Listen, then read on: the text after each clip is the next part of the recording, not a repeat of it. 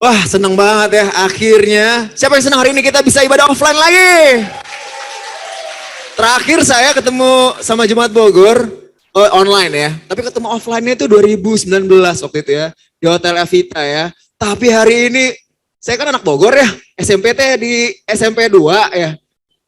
Sekarang GKD Bogor gerejanya di Pajajaran.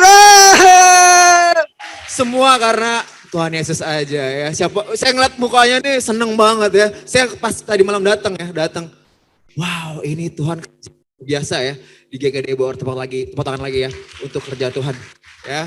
Saya juga ingin memperkenalkan sekali lagi ada Jakarta Utara, ada Yahya. Yahya ini adiknya Kak Esther ya. Adiknya ponakan Kak Esther ya. Ada Jenisa yang tadi main bass tuh Yahya. Ini Jenisa pacarnya nih ya, nih ibu bidan kita. Ada Andre tadi yang udah sharing komuni. Ada orang Bali nih, Imade Acarya Mordekai. Kita panggilnya Made, lagi Bible study. Made in Japan. Oh, ya lagi Bible study, doain bisa jadi murid Yesus dalam waktu dekat. Yang terakhir ada istri saya ya yang luar biasa, namanya Ibu Nirsela ya. Kita pacaran dari 2015, jadi murid 2016, jadi pendeta 2 tahun lalu. Dikaryanya anak 5 bulan ya, Caleb dan bijaksana ya. Bu, mundur dikit boleh duduknya? Cantiknya kelewatan. Asik. Aduh, oke. Sebelum kita mendengarkan firman, mari kita bersatu dalam doa. Tuhan Allah Bapa di surga, tak henti-hentinya kami mengucap syukur Tuhan.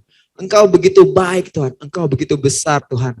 Lewat pengorbanan-Mu di kayu salib, kami hari ini boleh Tuhan menjadi murid-Mu dan boleh mendapatkan firman yang benar Tuhan.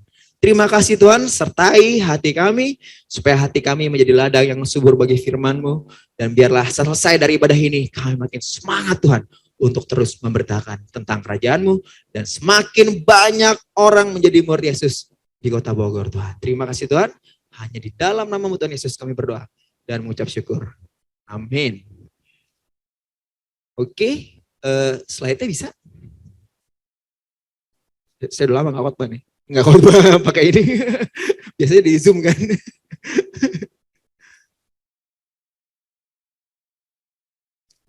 ada. Oke, sambil kita kutak-kutik ya. Ya, saya senang. Siapa yang senang hari ini kita udah masuk di bulan nggak sadar ya. Kita kadang-kadang tiba-tiba kaget udah bulan 6 aja ya, udah bulan Juni aja. Kayak baru kemarin ya. Baru kemarin 2022 ya. Sekarang udah setengah tahun, udah mau setengah tahun ya kita masuk di 2022 ya. Terus kita juga senang banget bisa kembali ke Bogor ya, kota saya. Saya cerita sedikit, saya di Bogor ini lagi zaman-zaman susahnya papa saya dulu. Ya, jadi waktu di Bogor ini kalau ngelihat Gunung Putri, aduh udah deket sama penyiksaan. Ini sedih saya kalau cerita sama istri saya tuh, kalau di Bogor tuh lagi sedih gitu ya. Tapi hari ini saya bersuka cita, kenapa? Karena saya melihat Tuhan bekerja di GKD Bogor. Oke, tema bulan ini adalah Greater Works ya, yang diambil dari Yohanes 5 ya. Yohanes 5 ayat 20 sebenarnya ya, ininya salah. Ya, saya bacakan. Sebab Bapa mengasihi anak dan ia menunjukkan kepadanya segala sesuatu yang dikerjakannya sendiri. Bahkan ia akan menunjukkan kepadanya pekerjaan-pekerjaan yang lebih besar lagi daripada pekerjaan-pekerjaan itu. Sehingga kamu menjadi heran. Ya. Dan minggu kemarin kita belajar dari Bapak Pendeta John Sinaga tentang hati misi ya. Hati misi, tentang bagaimana tujuan hidup Yesus setiap hari. Bagaimana Yesus tergerak sama orang-orang yang belum mengenal Tuhan ya. Belum mengenal Tuhan. Dan totalitas Yesus dalam penginjilan. Ya, sampai memberikan nyawanya di kayu salib. Ya, saya ada sedikit fakta di sini ya. Nah, ini menarik ya. Kalau kita baca, sampai mana penginjilan itu kalau dihitung-hitung dari seluruh bumi ya. Ternyata orang Kristen itu orang paling banyak ya. Ya, agama paling banyak dianut di muka bumi. Ya, 31% populasi dunia adalah orang Kristen. Jadi udah banyak banget dan sudah paling banyak. Ya, kalau secara identitas ya. Dan 2,38 miliar penduduk bumi adalah orang Kristen. Orang Kristen 2,38 miliar ya. Bahkan 157 negara berpenduduk mayoritas Kristen. Banyak banget ya, bahkan kita yang terbanyak. Tetapi ada fakta menariknya yang di sebelah kanan ya. 40% orang Kristen di Inggris nggak percaya tuh Yesus adalah manusia sungguhan. Ya, pernah jadi manusia sungguhan. Jadi ya nggak tahu ya, pikiran mereka mungkin ya setengah dewa, mungkin cuman roh doang gitu ya. Jadi pemikiran orang Inggris Kristen di sana tuh seperti itu. Ya, jadi Yesus bukan manusia sungguhan. 52% Kristen di Amerika tidak percaya Yesus adalah Tuhan. Melainkan hanya tokoh atau guru besar aja. Ya, ini orang Kristen yang ngomong ya. Ya, terus juga ada 62% orang Kristen setuju dengan seks di luar nikah. Ya. Kemudian ada 57% orang Kristen setuju dengan hubungan sesama jenis ya. Jadi cowok sama cowok ya. Jadi bukan Adam sama Hawa, tapi Adam sama Rangga. Ya, mereka percaya seperti itu. Ya, setuju ya, karena itu dari sananya begitu, Bang. Wah, saya ketemu beberapa yang yang pro sama mereka ya. Ada gay for Jesus. Wah, banyak banget. Ya, apalagi di luar negeri. 89% orang Kristen tidak membaca Alkitab secara rutin. Dan bahkan 78 orang Kristen tidak percaya Alkitab diilhami Tuhan sendiri. Ya, jadi mereka percaya ya itu mah ininya Petrus aja. Semangatnya Petrus aja ya, insight-nya itu ya insight-nya Matius aja. Jadi bukan langsung dari Tuhan ilhamnya, tapi dari manusia-manusia sendiri. Ya, jadi 78% loh.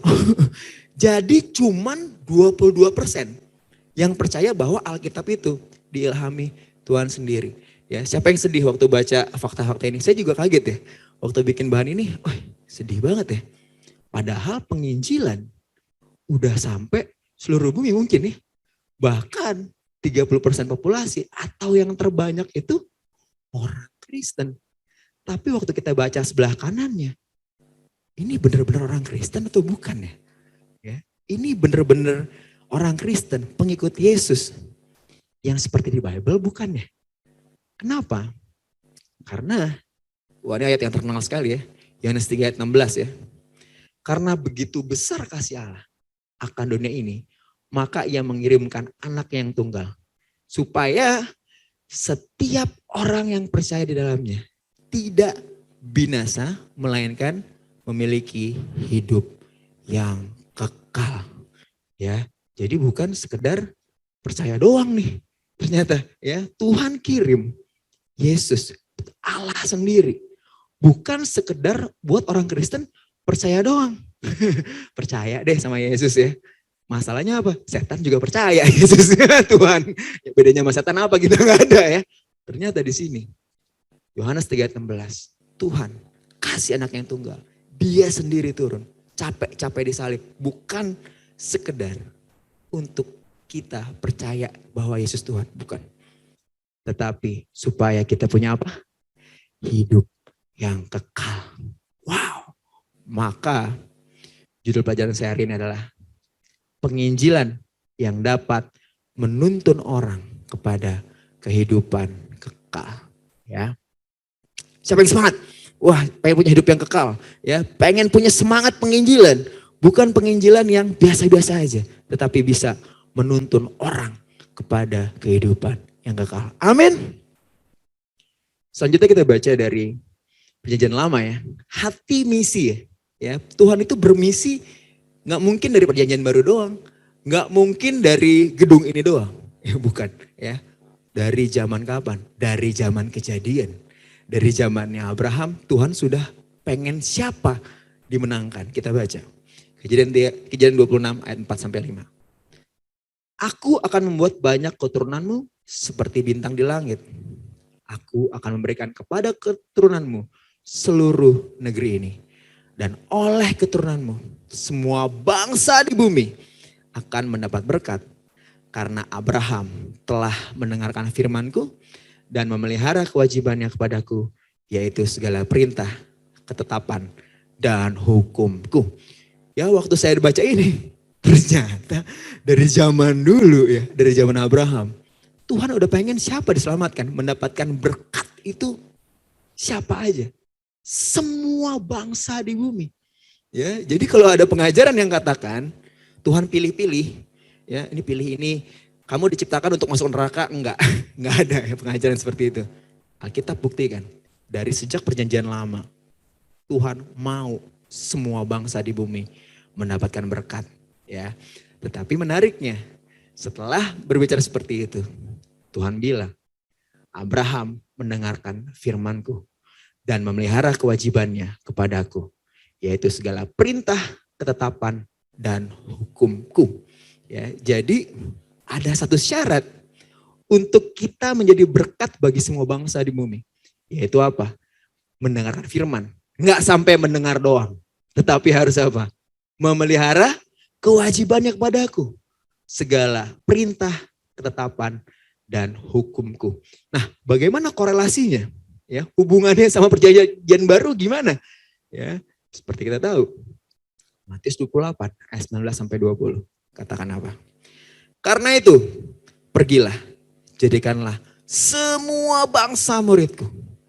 Dan baptislah mereka dalam nama Bapa dan Anak dan Roh Kudus. Dan ajarlah mereka melakukan segala sesuatu yang telah kuperintahkan kepadamu. Dan ketahuilah, aku menyertai kamu senantiasa sampai kepada akhir zaman.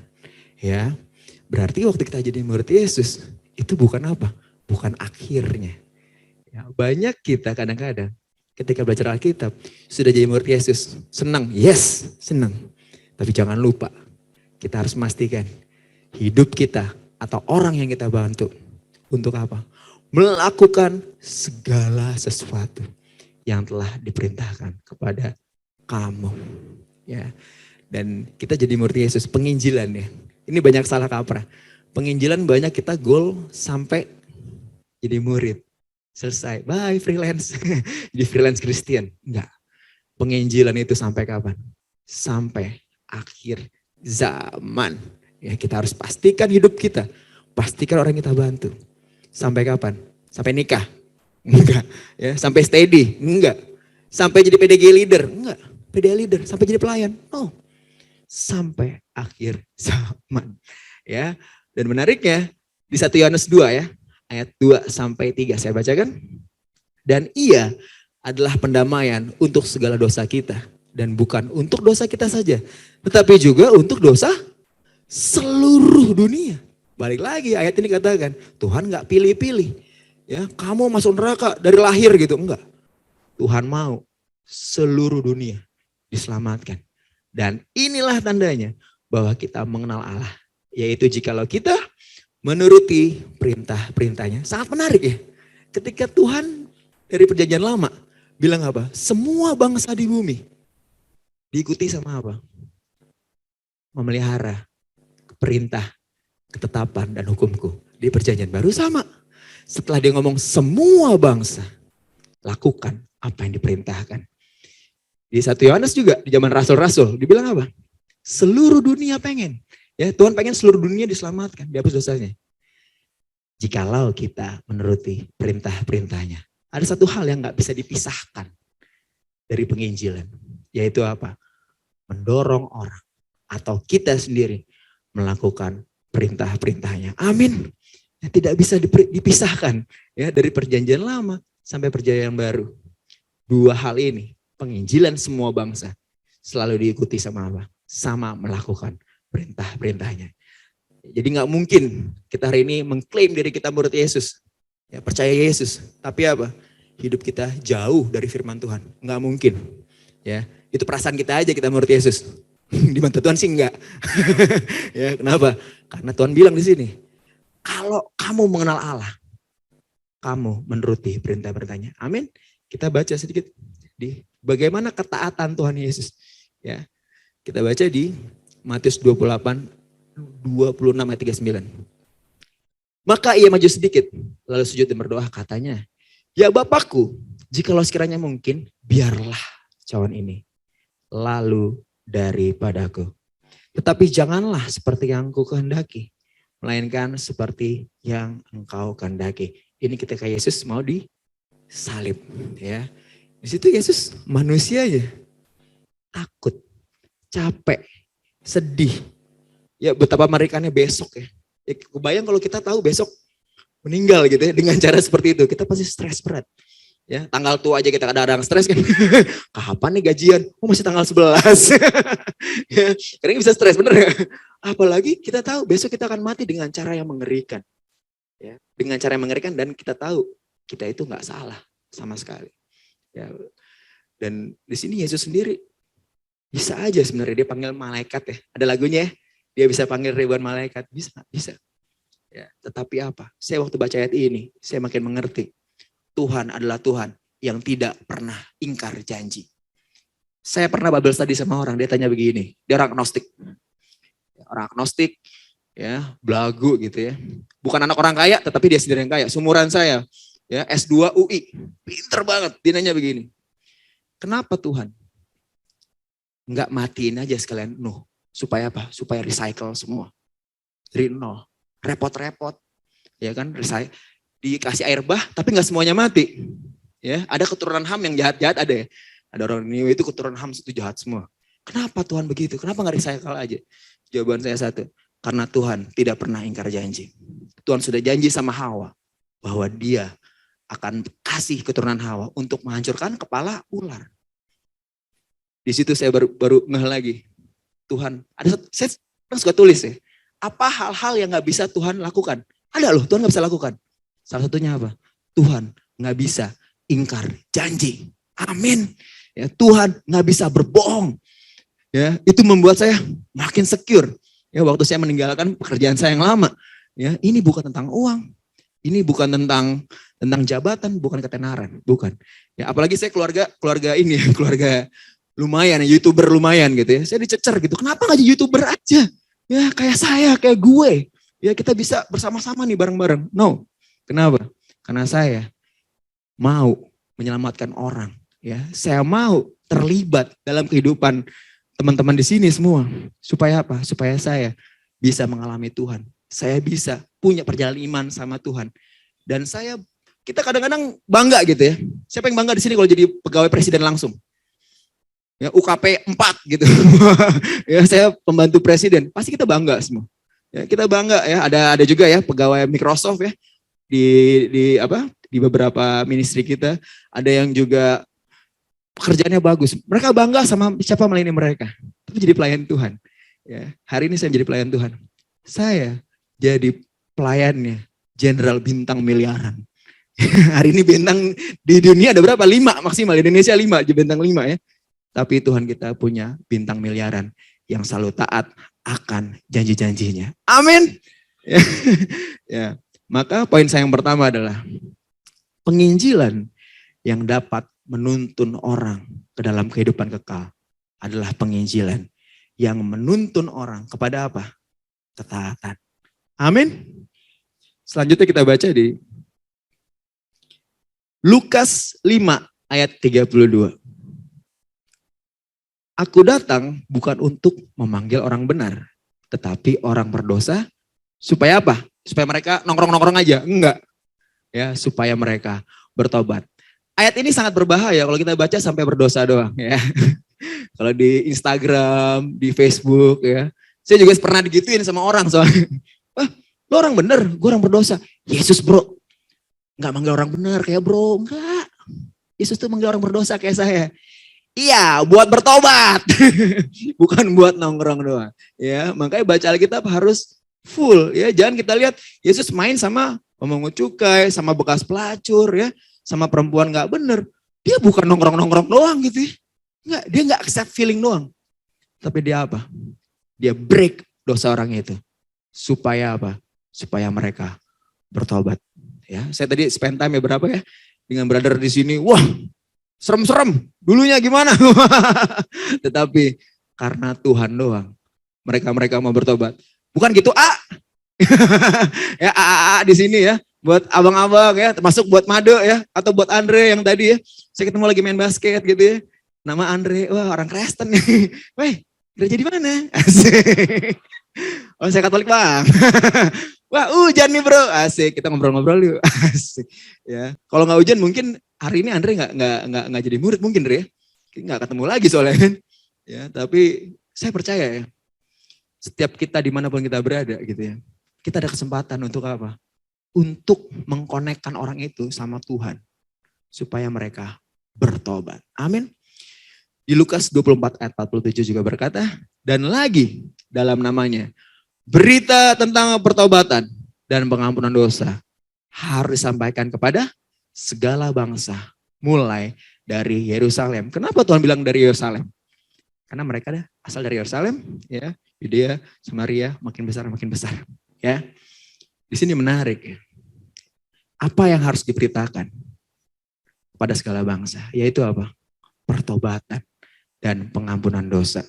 Ya, kita hari ini, saya sedih ya kadang-kadang ngelihat kekristenan hari ini ya, seperti sebar brosur, bener nggak? Ya, sebar brosur, wah percaya Tuhan, percaya, wah udah percaya, bye. Saya ke negara lain ya, wah ya ada yang bikin sekolah, ada yang bikin rumah sakit, ya saya nggak bilang itu jelek, bukan.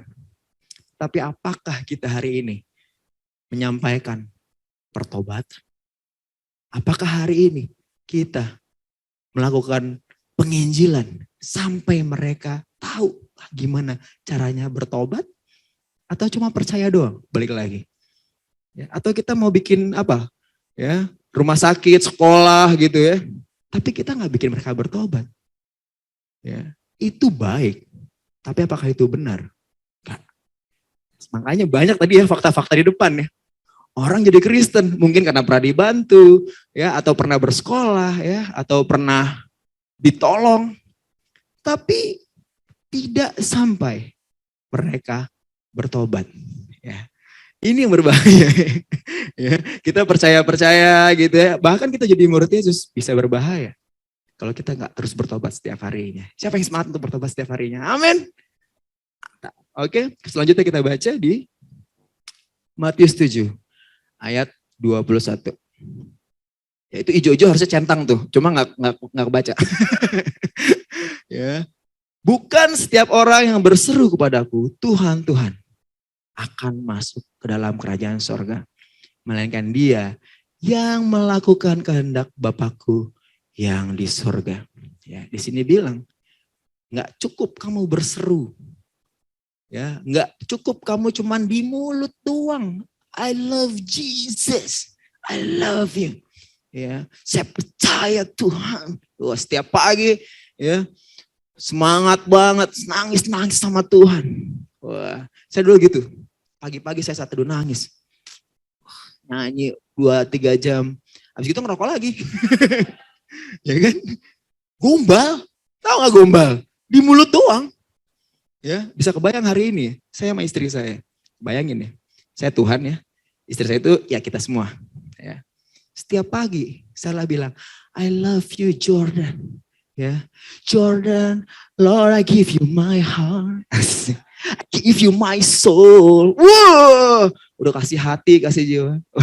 Ya, tetapi setiap pagi juga dia minta berkat sama saya. Jordan, berikan berkat. Kau yang terbaik, tidak ada yang terbaik. Ya, tetapi jam 10 dia selingkuh sama cowok lain. Jam 1 sama cowok lain. Malam sama cowok lain. Ya. Bangun pagi besok, Jordan, engkau baik. Engkau adalah Allah yang setia. Bayangin perasaan saya gimana. Ya. Bukan orang yang berseru, Tuhan, Tuhan. Ya. Ayat ini membuktikan bahwa ya, Tuhan itu ngeliat hati. Bukan ngeliat mulut. Orang bisu gimana? Nggak bisa berseru. Orang bisu gimana? Nggak bisa ngomong. Tuhan nggak lihat apa yang kita omongin. Doang. Ya. Tapi yang melakukan kehendak Bapakku di surga. Saat melihat ayat ini, saya baru mengerti. Saya itu harus punya hubungan sama Tuhan. Bukan di sini doang. Atau di perasaan doang. Tapi apa? Di kehidupan nyata. Ya, ada 2 dimensi pertobatan. Ada orang yang bertobat Di pikiran sama perasaan doang. Saya bertobat. Lu gak tahu gue dulu. Oh gue dulu. Begini misalnya ya. Saya bisa begitu. Sekarang saya begini. Asik. Ya, bagus. Ya. Tetapi apakah kita bertobat sampai realita? Ya. Apakah kita bertobat cuman di pikiran doang? Ya saya tahu harus seperti Yesus. Saya tahu harus jadi murid Yesus. Tapi bagaimana anak-anak kita ngelihat kita hari ini? Apakah anak-anak kita bisa ngelihat Yesus dalam gimana saya berbicara sama Sel? Bagaimana saya memaafkan Sel? Ya, apakah orang tua saya, orang tua kita ya, yang masih single, melihat Yesus dalam hidup kita? Kapan terakhir kali kita telepon mama papa kita? Apa kita mau sibuk pas mereka meninggal? Ya, saya ngeliat, saya datang khotbah berkali-kali di ibadah orang meninggal, orang tua. Saya ngeliat banyak orang ya, anak muda ya, seumuran saya. Sibuk banget waktu bapaknya meninggal. Sibuk. Ini terakhir buat bapak. Waktu hidup lu ngapain? Ini twist iblis paling tinggi. Kita menyayangi orang tua, udah mati. Udah meninggal. Gak bisa rasa apa-apa. Brothers sisters ya, saya mau di sini mau ingatkan. Orang tua kita sayang, kita pijetin, kita tanyain kabarnya. Bukan pas mereka meninggal. Kita nangis, wah, somar lapatan marendeng margo. Ya, habis nonton ngiri-ngiri sedap. Ya. Lo mau nyanyi bergondang, gue meninggal nggak ada artinya buat orang tua kita. Melayani orang tua, menyayangi orang tua. Waktu mereka hidup, pijetin, make memories tuh banyak. Ya, saya sama Sela, kita fokus bikin memori banyak sama orang tua kita. Supaya waktu orang tua kita meninggal. Kita nangis pasti. Nggak nangis ngeri banget robot. Ya, pasti nangis. Tapi nangisnya bukan nangis penyesalan. Belum membahagiakan orang tua. Bukan. Nangisnya kangen doang. Hari ini saya sering nangis sama papi saya. Kangen. Kadang-kadang saya ngeliat papi saya suka Jerman sama AC Milan. Saya kadang-kadang pada AC Milan juara gitu ya. Saya pengen beliin baju buat dia. Bayangin kaget. Lupa gitu. Udah meninggal papa saya. Ya. Kenapa? Saya memori itu banyak banget dari kecil. Kita nonton bola bareng, nonton bulu tangkis bareng, ya. Banyak memori yang papi saya sama saya itu lakukan. Ya, di akhir hidupnya saya gantiin Pampers. Ya, saya nanya, terus kalau anak kita Pampers gitu ya, pup, maaf ya, pup, baby gitu siapa yang gantiin?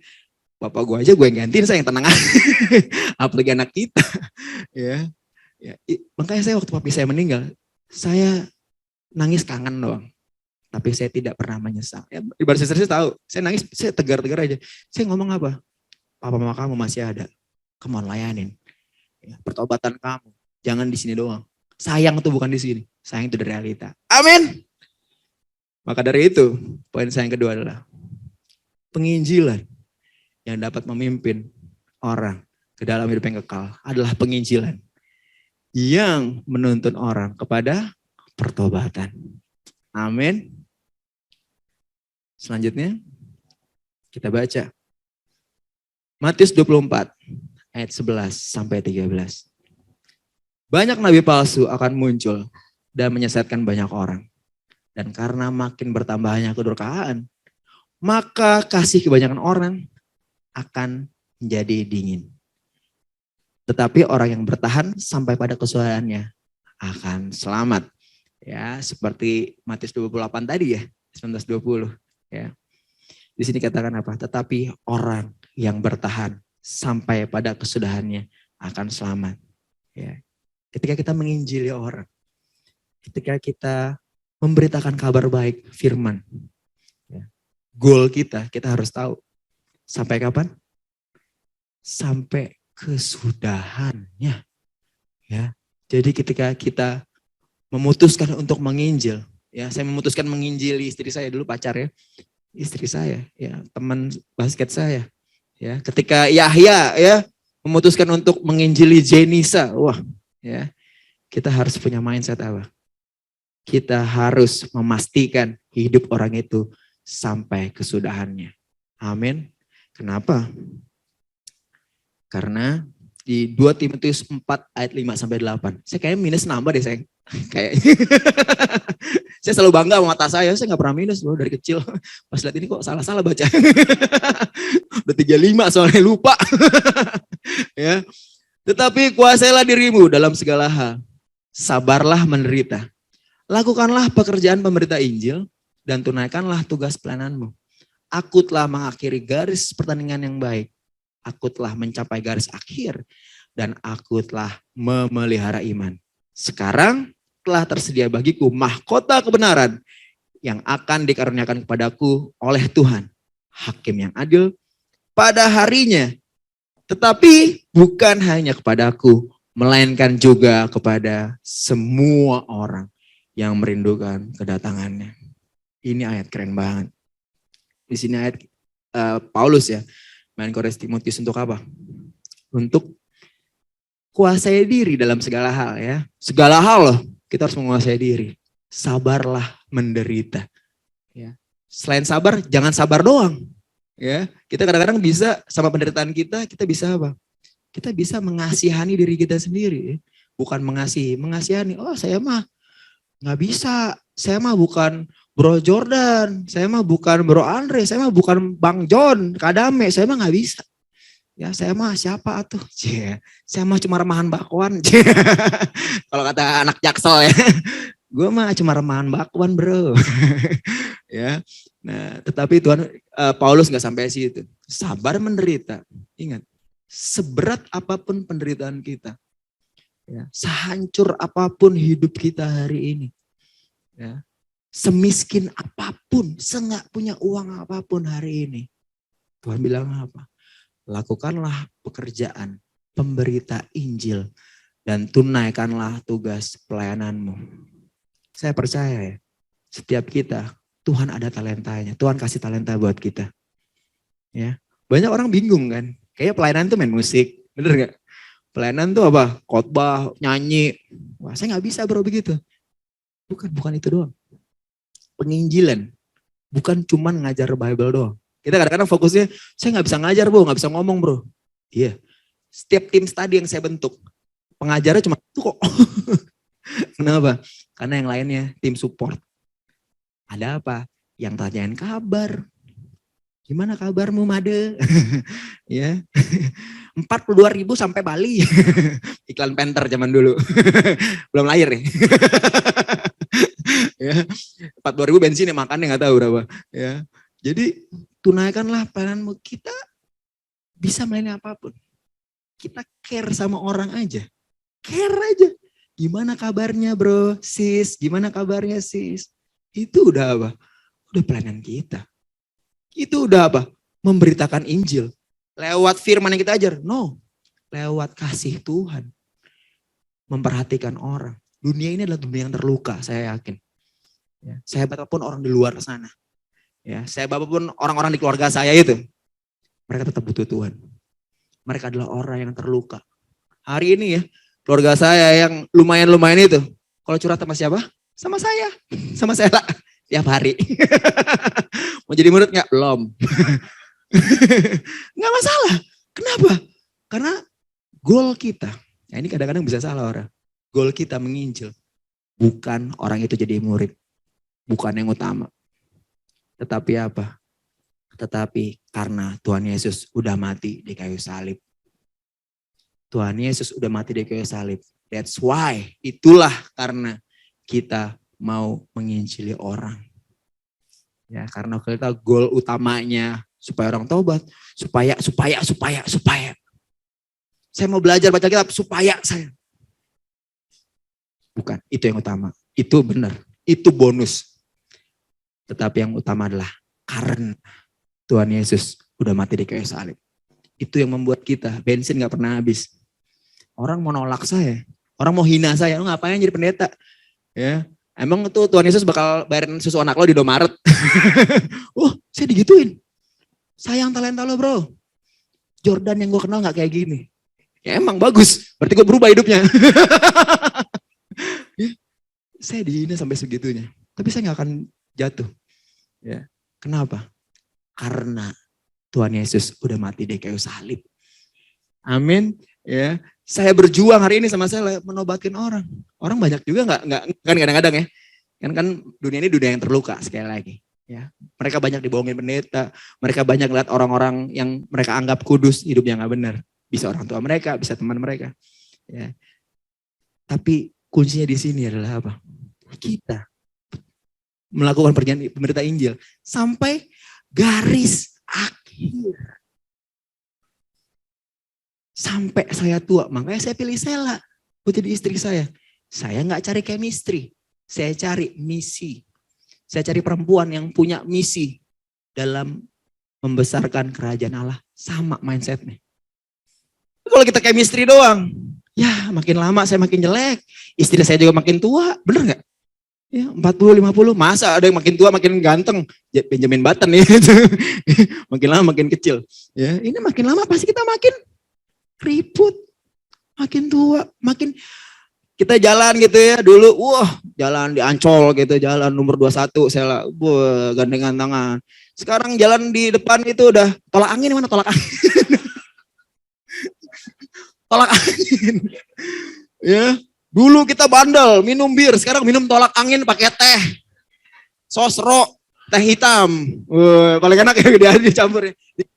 Wah, tolak angin minuman kita ya, bukan bir lagi. Ya. Kenapa saya pilih Sela? Ya, karena Sela punya misi yang sama Tuhan. Sampai kita tua nanti, anak saya udah menikah, kita balik lagi berdua, bener nggak? Ya. Udah lupa-lupa ngomong, udah ngomong ulang-ulang biasanya. Ya, ngomong ulang-ulang ya, mama saya sekolah ngomong suka ngulang-ulang ya. Kenapa? Karena orang tua. Ya, saya tahu, saya cari istri, saya cari pasangan, bukan yang chemistry sama, tetapi yang punya misi sama saya. Amin. Maka dari itu, ya, penginjilan yang dapat memimpin orang dalam hidup yang kekal adalah penginjilan yang menuntun orang kepada kesetiaan sampai bendera kuning berkibar. Ya, kita setia menjadi murid Yesus ya. Papi mami saya udah jadi murid Yesus. Ya, papi saya meninggal ya 2020, 2 minggu tepat sebelum saya menikah. Sedih banget ya. Tapi saya suka cita, lebih dari saya menikah. Kenapa? Karena papi saya setia menjadi murid Yesus. Ya, sekarang sedih ya sebagai anak ya. Aduh, bapak gua nggak datang kawinan gua, Tuhan. Kenapa saya semenjak melayani jadi gitu. Ya, bukan cuman hal dia doang. Kok papi saya diambil? Semenjak saya jadi pendeta, papi saya diambil 2 minggu sebelum pernikahan. Bisa nggak sih pertanyakan itu? Bisa. Ya, tetapi pelajaran hari ini mengingatkan kembali bahwa kemenangan yang paling menang adalah waktu kita setia menjadi murid Yesus sampai mati. Ya, mau ada cowok ganteng di luar, wih ganteng bro ini, ya dia manajer, ya manajer parkiran, manajer, kan manajer juga sama ya. Kita kadang-kadang tergoda sama laki-laki di luar atau sama perempuan-perempuan di luar. Tidak ada sister yang seperti dia bro, Bang Jordan. Dia juga guru sekolah minggu bro. Ya, bukan masalah itu. Ya, masalahnya kita setia atau enggak. Sampai kapan? Sampai kita mati. Ya, ini dia 3 poin saya. Penginjilan yang dapat memimpin orang dalam hidup kekal adalah penginjilan yang membawa kita ke dalam ketaatan, ke dalam pertobatan, dan ke dalam kesetiaan. Inilah penginjilan yang menuntun orang kepada hidup yang kekal.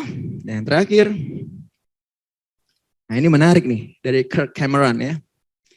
Artinya gini, kalau kamu punya obat kanker, apakah kamu akan menyebarkannya, kasih ke orang? Kasih nggak? Kita nemuin obat kanker nih. Kanker belum ada obatnya. Ya. Tetapi ya, Gospel of Jesus Christ ya, firman Tuhan adalah obat dari kematian kekal. Saya mengajak hari ini ya, kita jadi disciples, jangan duduk-duduk doang. Ya, tetapi jadi disciples yang apa? Yang menyebarkan kabar baik dan menjadikan semua orang Bogor ya menjadi murid Yesus. Amin. Demikian firman Tuhan, mari kita bersatu di dalam doa. Tuhan Allah Bapa di surga, terima kasih Tuhan hari ini kami boleh berkumpul mendengarkan firman-Mu Tuhan. Terima kasih Tuhan untuk firman yang luar biasa, firman yang Engkau berikan sebagai surat cinta Engkau kepada kami. Kematian Engkau di kayu salib Tuhan, akan kami ingat. Kami penginjilan, kami menginjil. Bukan supaya semata-mata orang itu menjadi murid Yesus. Tetapi karena Engkau sudah mati di kayu salib. Dan biarlah kami hari ini pulang dari sini, kami makin semangat untuk membawa orang dalam ketaatan. Kami ingin hidup juga dalam ketaatan. Dan kami bisa membawa orang dalam pertobatan. Dan biarlah pertobatan kami bisa mengimpact banyak orang. Dan orang-orang di sekitar kami bisa melihat Yesus dalam hidup kami. Dan yang terakhir, jaga terus hati kami. Supaya hati kami punya hati yang setia sampai sama Engkau Tuhan. Setia menjadi murid Yesus dan tidak tergoda sama apapun. Sampai kami meninggalkan dunia ini dan kami bertemu dengan Engkau Tuhan. Terima kasih Tuhan. Sertai juga GKD Bogor Tuhan. Saya begitu bersyukur melihat brother sister di sini Tuhan. Saya begitu bersyukur melihat gedung yang baru ini Tuhan. Betapa Engkau memberkati Jemaat Bogor. Betapa kami melihat Tuhan bahwa Engkau hidup di GKD Bogor Tuhan. Sertai hati jemaat di sini Tuhan. Supaya hati jemaat di sini semakin lembut akan firman-Mu. Dan makin semangat untuk memperbesar kerajaan Allah. Dan biarlah gedung ini gak dipakai lagi. Bukan karena gak bisa bayar Tuhan. Tetapi karena banyak orang akan menjadi murid Yesus dan tidak muat lagi. Terima kasih Tuhan. Hanya di dalam nama-Mu Tuhan Yesus kami berdoa. Dan mengucap syukur. Amin.